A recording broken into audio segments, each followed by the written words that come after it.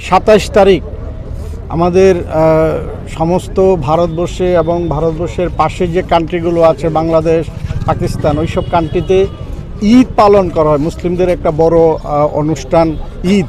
সেই ঈদে আমাদের হাজার হাজার গোমাতাকে ওরা জবাই করা হয়। এই গোমাতা হচ্ছে আমরা মা হিসাবে পূজা করি। এই গোমাতাকে যেন ঈদের মধ্যে জবাই করা না হয় এবং গোমাতাকে যেন রক্ষা করা হয়, সেই কারণে এসপি সাহেবের কাছে আজকে আমাদের ডেপুটেশন। আমরা চাই গোমাতাকে রাষ্ট্রীয় পশু হিসাবে ঘোষণা করা হোক এবং গোমাতার জন্য কেন্দ্রীয় সরকার আলাদা একটা ক্যাবিনেট তৈরি করুক, যেখানে শুধু গোমাতাকে নিয়ে রিসার্চ হবে। আমাদের যেমন বিভিন্ন ডিপার্টমেন্ট আছে, ওই রকম গোমাতাকে নিয়েও একটা ডিপার্টমেন্ট করুক। কারণ গোমাতা থেকে আমরা গোবর পাচ্ছি, গোমাতার চানার থেকে আমরা বিভিন্ন ধরনের ওষুধ তৈরি করছি। আগের দিন আর নেই, এখন অনেক চেঞ্জ হয়ে গেছে এবং গোমাতাকে আমরা রাষ্ট্রীয় পশু হিসেবে ঘোষণা করার জন্য আপনাদের মাধ্যমে আমরা কেন্দ্রীয় সরকার এবং রাজ্য সরকারের কাছে আমরা দাবি রাখছি। হ্যাঁ, এসপি সাহেব ছিলেন, উনি খুবই সুন্দরভাবে আমাদের কথা শুনেছেন।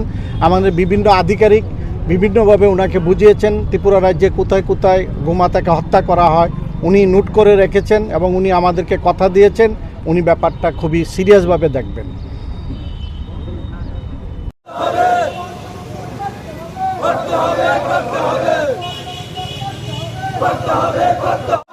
জাহাদিদের কালো হাত ভেঙে দিন, ঘুরিয়ে দেন, ধর্মের ভক্তি ও বিশ্বাস আঘাতকারী জাহাদ হত্যাকারী সাবধান, হুঁশিয়ার, গোমাতা হত্যা মানছি না, মানব না।